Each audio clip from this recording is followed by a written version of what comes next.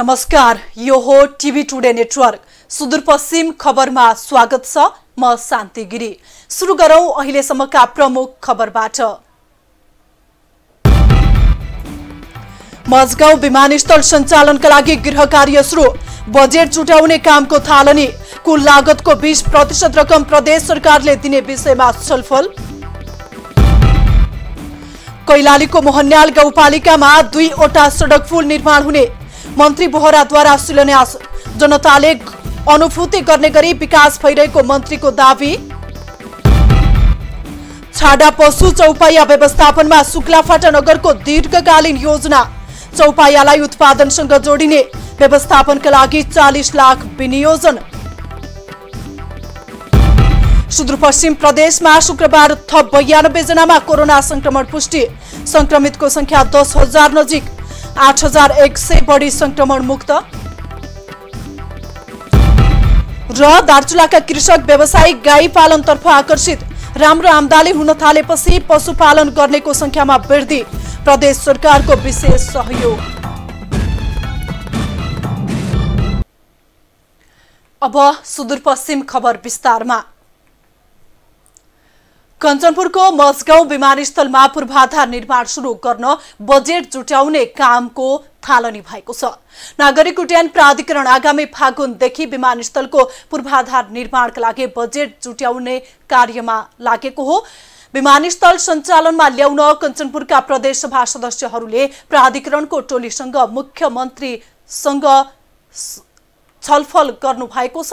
सुदूरपश्चिम प्रदेश सभा सदस्य मानबहादुर सुनारले प्रदेश सरकारले विमानस्थल सञ्चालनका लागि चाहिने बजेटको 20% सम्म बजेट दिने गरी छलफल भएको बताउनुभयो। नागरिक उड्डयन प्राधिकरणको टोलीले गत महिना विमानस्थलको स्थलगत निरीक्षण गरेपछि तीनै तहका सरकारका जनप्रतिनिधिले बजेट जुटाउने सामूहिक प्रतिबद्धता व्यक्त गर्नुभएको थियो। भीमदत्त नगरपालिका र महाकाली नगरपालिकाले यस अघि नै विमानस्थल सञ्चालनका लागि बजेट दिने निर्णय गरिसकेका छन्। विमानस्थल सञ्चालनको कुल लागतको भीमदत्त नगरपालिकाले 15 र महाकाली नगरपालिकाले 10% खर्च बेहोर्ने निर्णय गरेका छन्।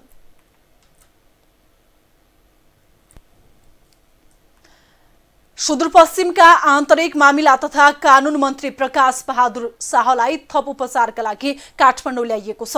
कार्तिक 15 गते कोरोना पुष्टि भएकोमा मन्त्री शाहलाई थप उपचारका लागि शुक्रबार काठमाडौँ ल्याइएको उहाँको निजी सचिवालयले जनाएको छ। स्वास्थ्य अवस्थामा सुधार नआएपछि थप उपचारका लागि काठमाडौँ ल्याइएको हो। स्वास्थ्यमा समस्या देखिएपछि बिहीबार धनगढी स्थित सेती प्रादेशिक अस्पतालको कोरोना अस्थायी अस्पतालमा उहाँ भर्ना हुनुभएको थियो। कैलालीको मोहन्याल गाउँपालिका 7 मा पर्ने कर्बा खोला र बाका खोलामा सडक पुलको शिलान्यास गरिएको छ। सुदूरपश्चिम प्रदेशका भौतिक पूर्वाधार विकास मन्त्री पठान सिंह बोहराले सडक पुलको शिलान्यास गर्नुभएको हो। कार्यक्रमलाई सम्बोधन गर्दै मन्त्री बोहराले जनताले विकासको अनुभूति गर्न पाउने सम्मका कामहरू भइरहेको बताउनुभयो। ती खोलाहरू मध्ये 2टा खोलामा हामीले सडक पुल निर्माणका निम्ति अब काम शुभारम्भ गरेका छौं। काम अगाडि बढ्नेछ। यहाँहरूले धेरै लामो समय पर्खिनु भएको होला।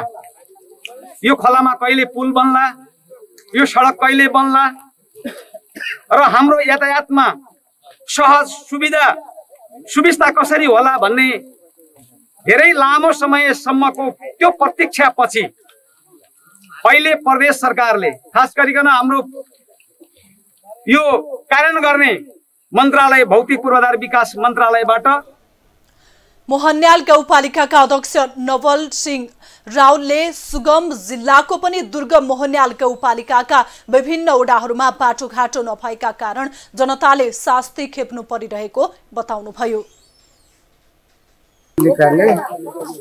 शिक्षा, स्वास्थ्य, खानेपानी, यातायात लगायतका सम्पूर्ण योजनालाई योजनाबद्ध ढङ्गले पञ्चवर्षीय योजना बनाएर कार्यक्रम अगाडि बढाइरहेको छ।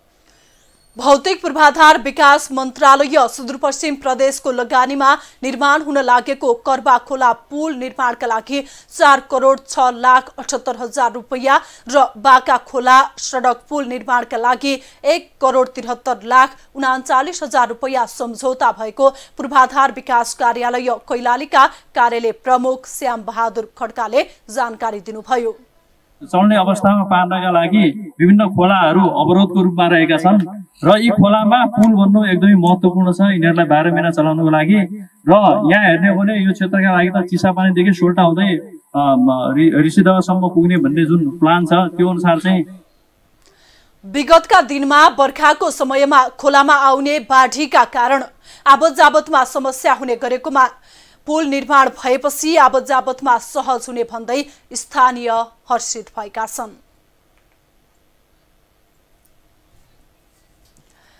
कोरोना संक्रमणको संख्या दिन प्रतिदिन बढिरहेका बेला बैतडीका 9वटा स्थानीय तहमा सञ्चालनमा आउने भनेका अस्थायी कोभिड अस्पताल सञ्चालनमा ढिलाइ भएको छ। आवश्यक चिकित्सक र प्रक्रियामा ढिलाइ हुँदा सञ्चालनमा आउन सकेका छैनन्। स्थानीय तहले अस्थायी कोभिड अस्पताल सञ्चालनका लागि प्रक्रिया सुरु गरेको भए पनि सञ्चालनमा आउन केही दिन लाग्ने बताइएको छ। संघीय सरकारले अस्पताल नभएका स्थानीय तहमा अस्थायी कोभिड अस्पताल निर्माणका लागि बजेट पठाइसकेको छ। जिल्लाका 9 स्थानीय तहमा 5 बेडका अस्थायी कोभिड अस्पताल निर्माणका लागि संघीय सरकारले बजेट पठाएको स्वास्थ्य कार्यालयले जनाएको छ। स्थानीय तहमा अस्थायी कोभिड अस्पताल निर्माणका लागि 10 लाखका दरले बजेट पठाइसकिएको छ। बैतडीमा दशरथ चन्द नगरपालिका बाहेकका सबै स्थानीय तहमा 5 बेडका अस्थायी कोभिड अस्पताल निर्माण हुने स्वास्थ्य कार्यालयले जनाएको छ। कञ्चनपुरको शुक्लाफाटा नगरपालिकाले छाडा चौपाया व्यवस्थापन दीर्घकालीन योजना अनुसार गर्दै आएको छ। जिल्लामै छाडा चौपाया व्यवस्थापनका लागि अग्रपंक्तिमा रहेर काम गरिरहेको नगरपालिकाले आगामी दिनमा व्यवस्थापन मार्फत आर्थिक स्थिति सुधारका लागि पहल गर्ने योजना समेत बनाएको छ। एक रिपोर्ट। सुदूरपश्चिम प्रदेशको प्रमुख समस्याको रूपमा रहेको छाडा चौपायाको समाधानका लागि कञ्चनपुरको शुक्लाफाटा नगरपालिका अग्रपंक्तिमा रहेर काम गरिरहेको छ। जिल्लाको कुनै पनि स्थानीय तहले समाधान गर्न नसकेको समस्या नगरपालिकाको वडा नम्बर 9 ले व्यवस्थापनको जिम्मा लिई दीर्घकालीन योजनाका साथ काम गरिरहेको छ।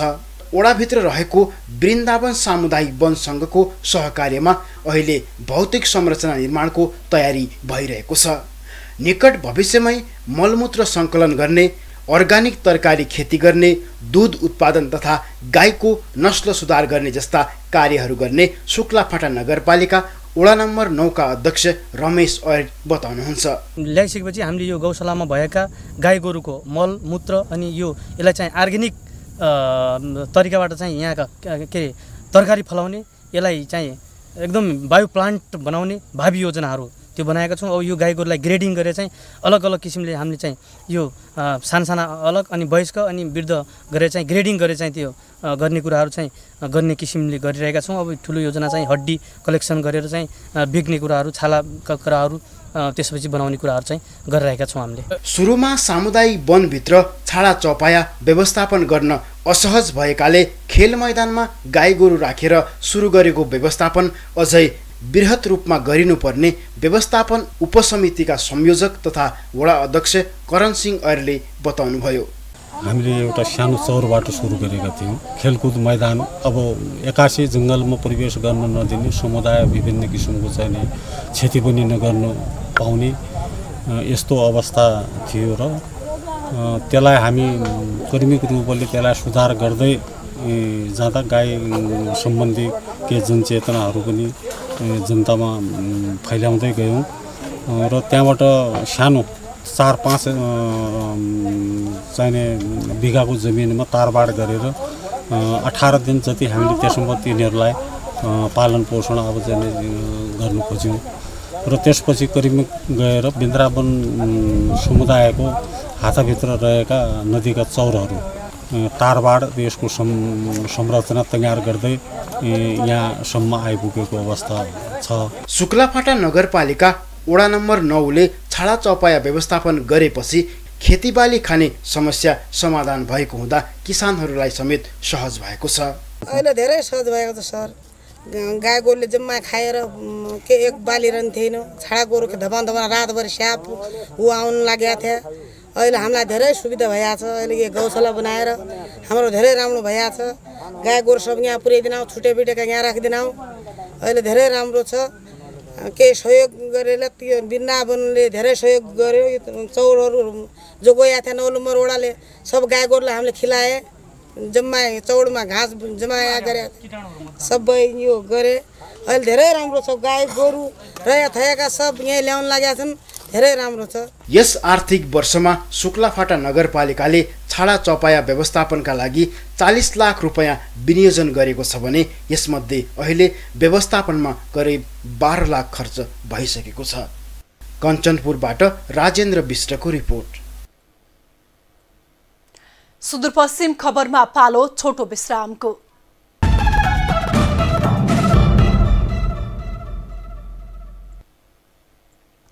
अब बाँकी खबर। कैलालीका 74 सहित सुदूरपश्चिममा थप 92 जनामा कोरोना संक्रमण पुष्टि भएको छ। सेती प्रादेशिक अस्पताल प्रयोगशालामा शुक्रबार गरिएको परीक्षणमा थप 92 जनामा संक्रमण पुष्टि भएको हो। अस्पतालका सूचना अधिकारी दिलीप कुमार श्रेष्ठले धनगढी उपमहानगरपालिकाका 41 जना, जानकी गाउँपालिकाका 19 जना, टिकापुर नगरपालिकाका 9 जनामा संक्रमण पुष्टि भएको जानकारी दिनुभयो।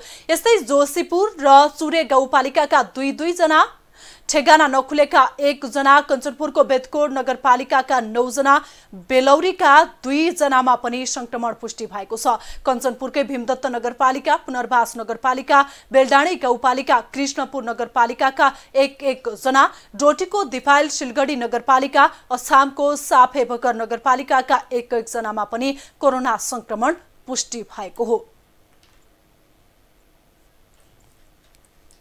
डोटीका जनप्रतिनिधिहरूले दार्चुलामा रहेको चमलिया हाइड्रो पावर, मालिकार्जुन धाम तथा महाकाली तटबन्धको अवलोकन गर्नु भएको छ।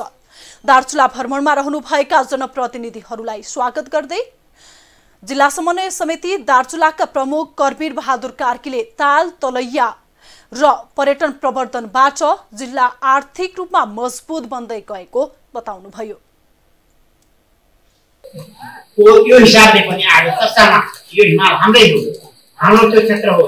त्यो कुटीदेखि लिएर नारी चौकी लगायतका व्यवहारले अतिक्रमण गरेका क्षेत्रहरू छन्। त्यो नेपालको महाकाली नदी नेपाल राज्यकै अङ्ग हुन्, दार्चुला जिल्लाकै अङ्ग हुन्, पश्चिम प्रदेशकै अङ्ग हुन्। यस्तो दार्चुला जिल्लाको यदि अवस्थिति हेर्ने हो भने प्रशस्त नदी ताल तलैया, यहाँ अहिले हाम्रो डोटीको अलक्षिनी भइसक्नुभयो। तनलिया 30 मेगावाटको तनलिया, 2टा 8 र 10 18 मेगावाटको नौगा, अनि 40 मेगावाटको नौगा बन्दैछ। जलविद्युतको सम्भावनालाई पूरा गर्नुपर्नेमा पूर्वी चौकी गाउँपालिका डोटीका अध्यक्ष दीर्घराज बोकटीले जोड दिनुभयो। अथवा सडक निर्माणका कुराहरू हुन्थ्यो, यी कुराहरूको आफ्नै किसिमको महत्त्व छ। यो चाहिँ तपाईको एउटा संरक्षित क्षेत्रको रूपमा पनि यहाँ अपिल गाउँपालिका चाहिँ एउटा संरक्षित क्षेत्रको रूपमा रहेको गाउँपालिका पनि यही दार्चुलामा अवस्थित छ र यो चाहिँ तपाईको 7वटा गाउँपालिका र 2वटा नगरपालिका भएको गाउँपालिका, शैली शिखर नगरपालिका, शैली शिखर एउटा धार्मिक पीठको रूपमा यहाँ चाहिँ अवस्थित छ। त्यसो भएको हुनाले यी सबै कुराहरूलाई मध्यनजर गर्दै हाम्रो प्रमुखजीले जुन भ्रमणको आयोजना गर्नुभएको छ, यसबाट हामीले कम्ती। जिल्ला समन्वय समिति दार्चुलाले सबै पदाधिकारीलाई स्वागत गरेको थियो।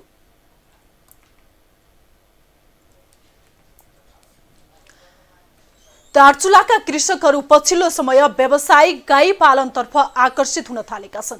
व्यावसायिक गाई पालनबाट राम्रो आय आर्जन हुन थालेपछि कृषकहरू त्यसतर्फ आकर्षित भएका हुन्। विगतमा परम्परागत रूपमा घरमा 1-2वटा मात्रै गाई पाल्ने कृषकहरू आजभोलि व्यावसायिक गाई पालनमै लाग्न थालेका हुन्। एक रिपोर्ट।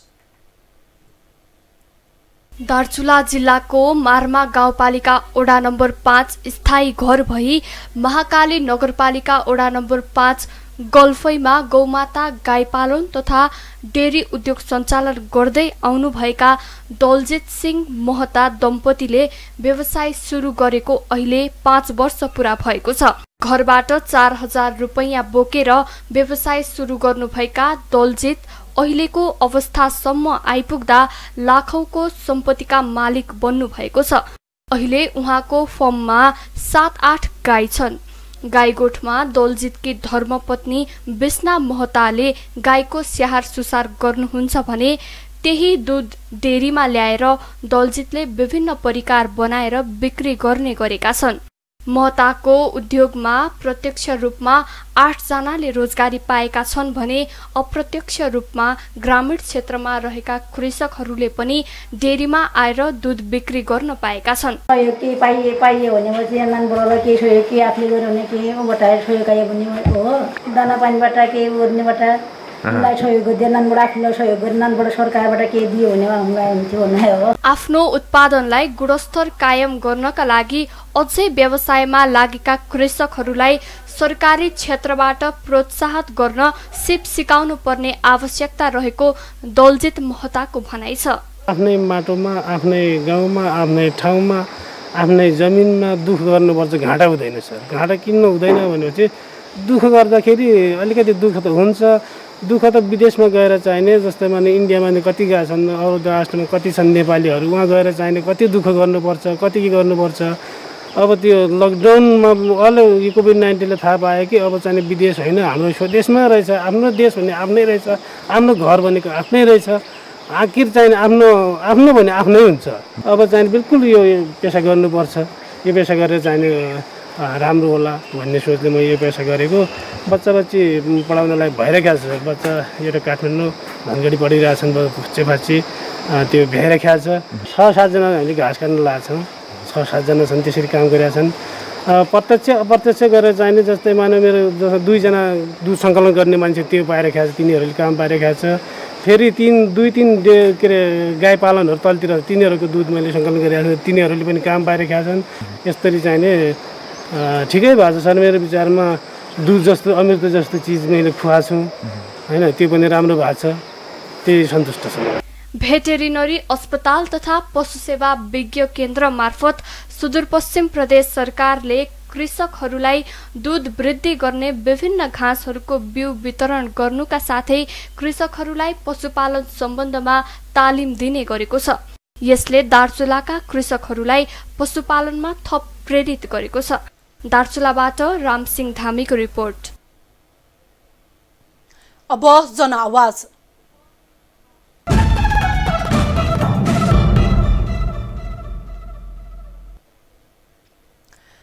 भारतसँगको खुला सिमानाका कारण सीमा क्षेत्रका नेपाली नागरिकले विभिन्न समस्या झेल्दै आएका छन्।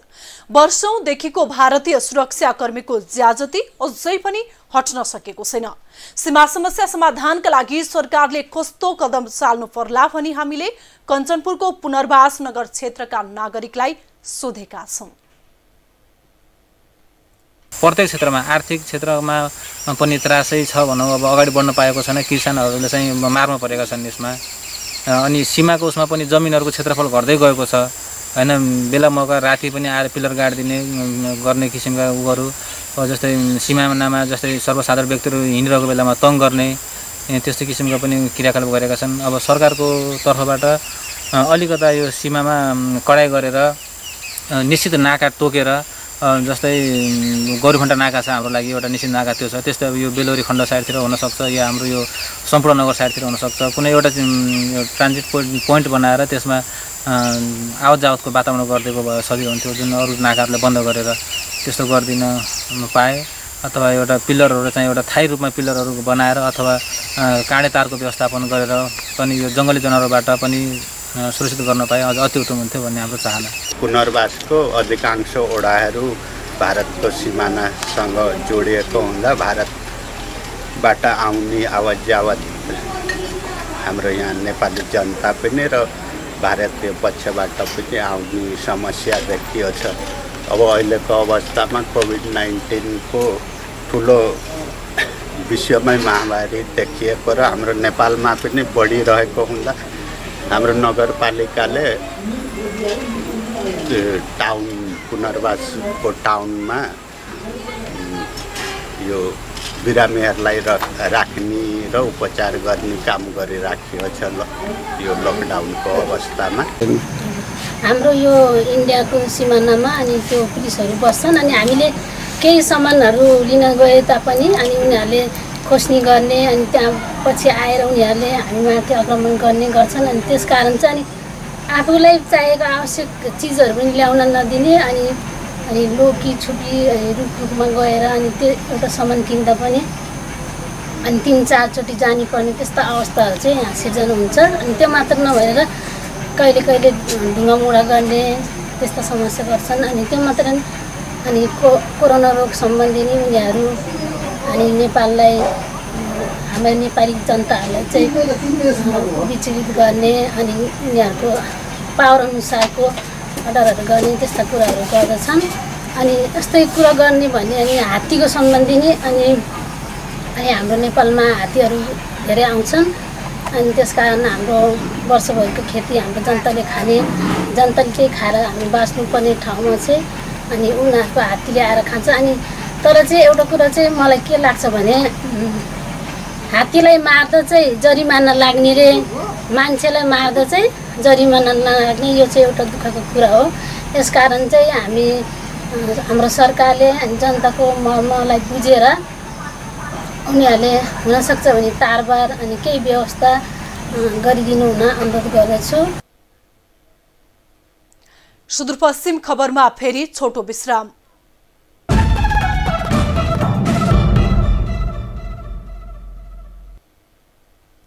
अब आर्थिक खबर।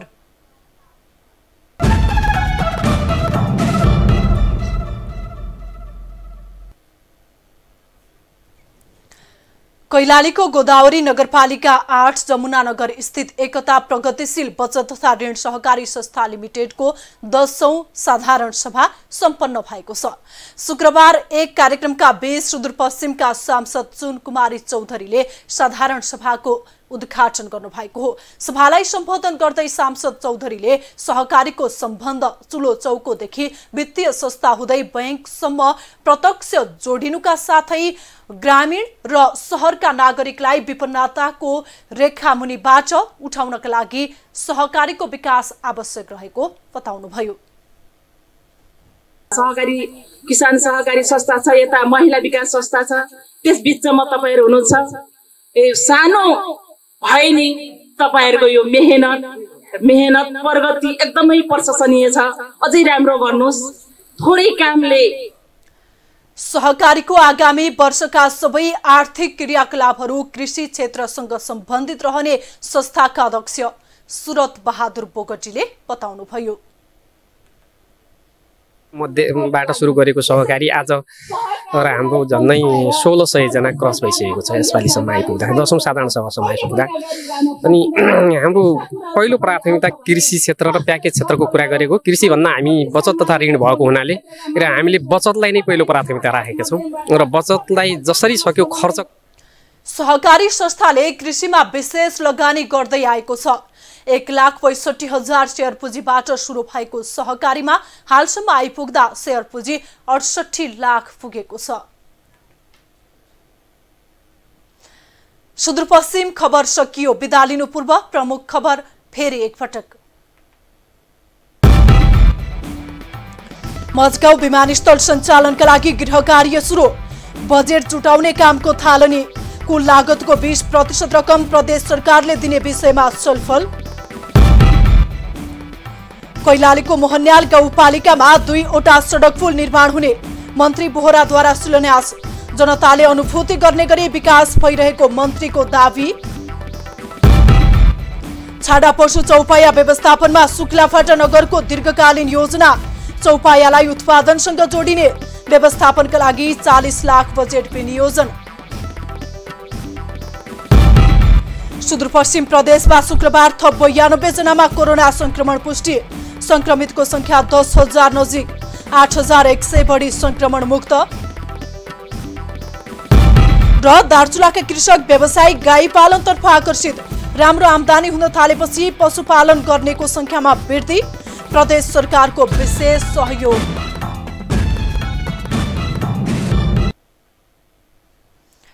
हामीलाई TV today Nepal apps download गरी विश्वभरि प्रत्यक्ष हेर्न सक्नुहुनेछ। साथै www.tvtoday.news.com मा गई हेर्न र पढ्न सक्नुहुनेछ भने फेसबुक, युट्युब र ट्विटरमा समेत फलो गर्न सक्नुहुनेछ। विकास निर्माण र जनसरोकारका विषयमा हाम्रो आवाज जारी छ। अहिलेलाई सम्पूर्ण सुदूरपश्चिम खबर युनिटका साथ म शान्ति गिरी पनि बिदा चाहन्छु। टिभी टुडे एसडी हेर्दै गर्नुहोला। नमस्कार।